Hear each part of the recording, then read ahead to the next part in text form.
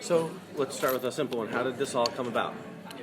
Z2 approached me about doing a graphic novel to tell the story, but about my trip to Washington. Mr. D goes to Washington, but more than that, they wanted to explore how I became the voice for that moment at that time.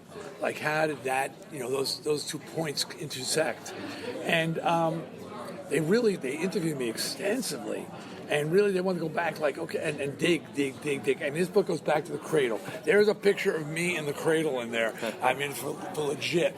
And I basically, what I didn't realize until we did this book was that I was that kid that was told to know your place, shut the fuck up, and be quiet. And my whole life, I was just sort of a background character, like, quiet. And finally, at some point, I don't know exactly when, probably in high school, I just said, fuck this. I'm not being quiet. I'm not shutting up. I'm going to scream my lungs out, and I'm never going to stop. And, and that's, how I became that spokesperson. And that's why the whole thing going on in Washington meant so much to me. When they said, would you come talk? I was like, fuck yeah. Let me at them.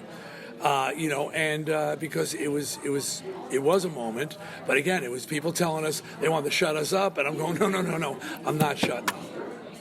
Awesome. Yeah, if I can, I want to get personal for a second. My name is Jake Johnson.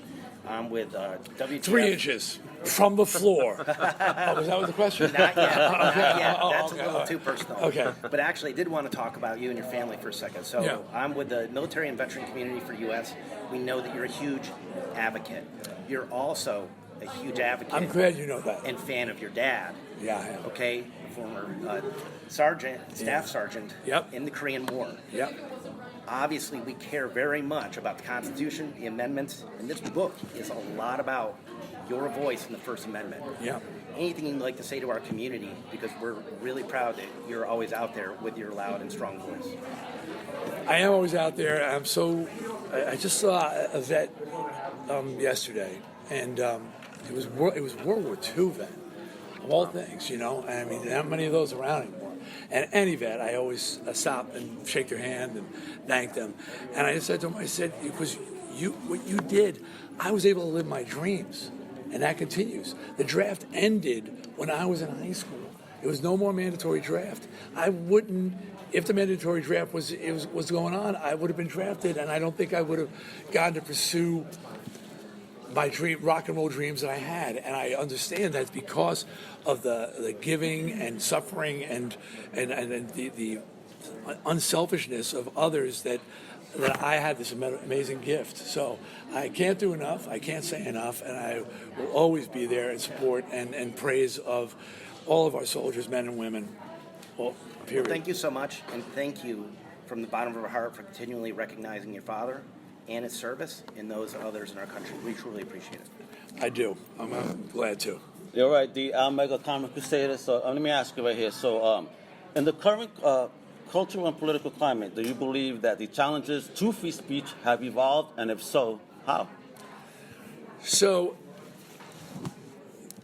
two-part answer. One part is it's interesting that the biggest threat to free speech these days has gone from the right to the left.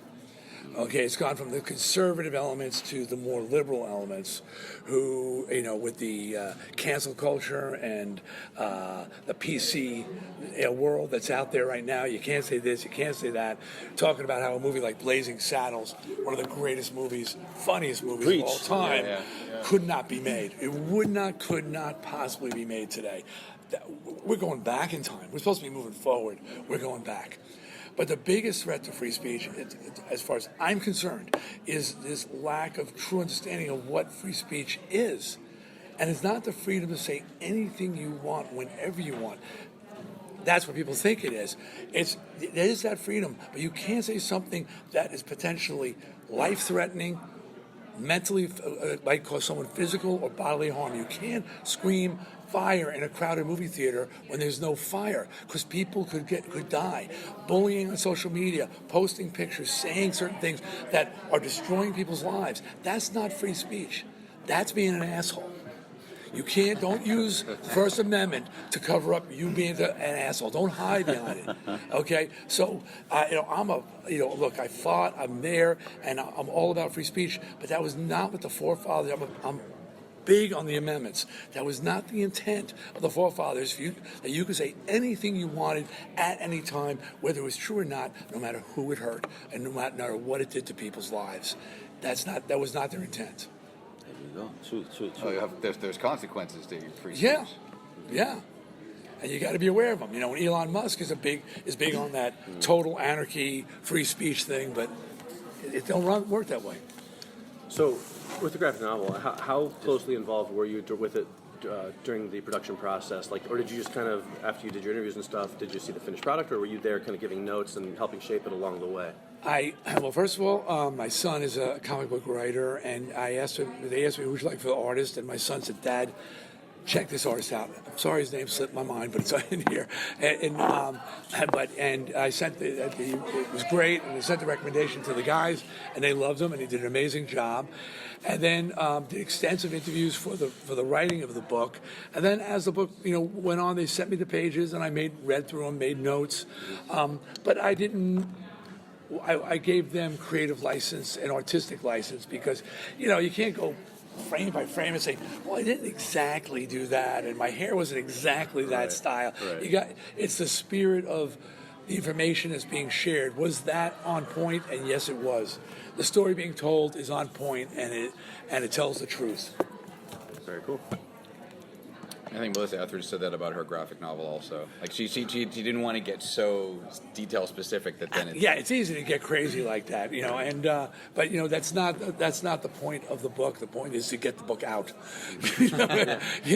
and even more so that there's certain people that get information different ways.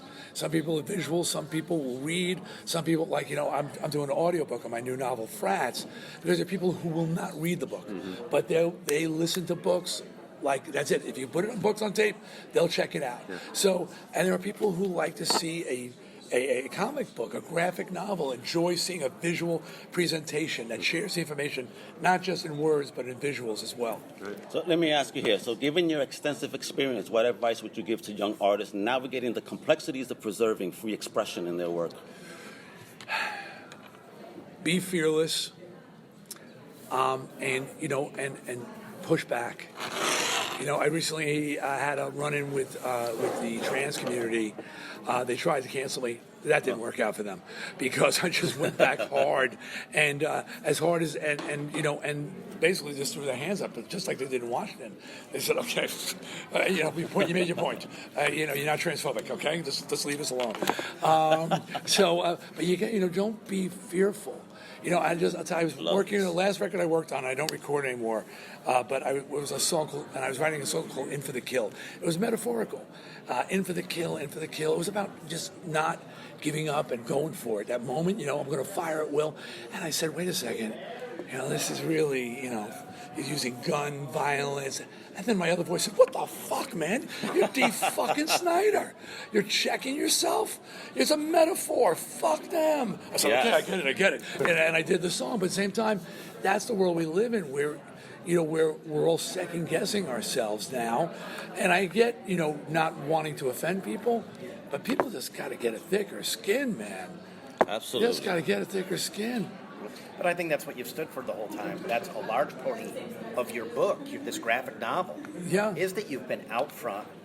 You've always been yourself. Yes. Okay, you've evolved, okay, which is why you're in a plethora of projects well beyond being a rock and roll star, megastar. Beyond anything I expected. I mean, it's but it's absolutely amazing. But your voice is a part of that, and how many communities is affected. How do you feel about that? I'm just, I just feel blessed, that's the truth. I'm not trying to be one of those guys that, I thank my maker and all that stuff like that, but you got to feel blessed that people are listening, people are paying attention, and I know I'm that voice one problem with me is that everybody thinks I'm with them, but they realize I'm a true moderate, I'm a true moderate, so I'm a gun guy. and I'm a First Amendment guy, but I'm a women's rights guy, and I'm a gay rights guy as well. But just when the trans tried to just come say, "Hey, you're transphobic," I said, "You gotta be fucking kidding me!" They just asked me to be the Grand Marshal of the San Francisco Gay Pride Parade. how trans can I possibly? Okay, okay. I was like, seriously? Find somebody else. But I lift people up, and other people, I push people's buttons because they get upset that I'm not 100% stand with them 100%. But I'm going to speak the truth. I got to say the truth. And the truth is it's not, the world ain't black and white. Shades of gray, you just got to find the lightest shade you can find and roll with it.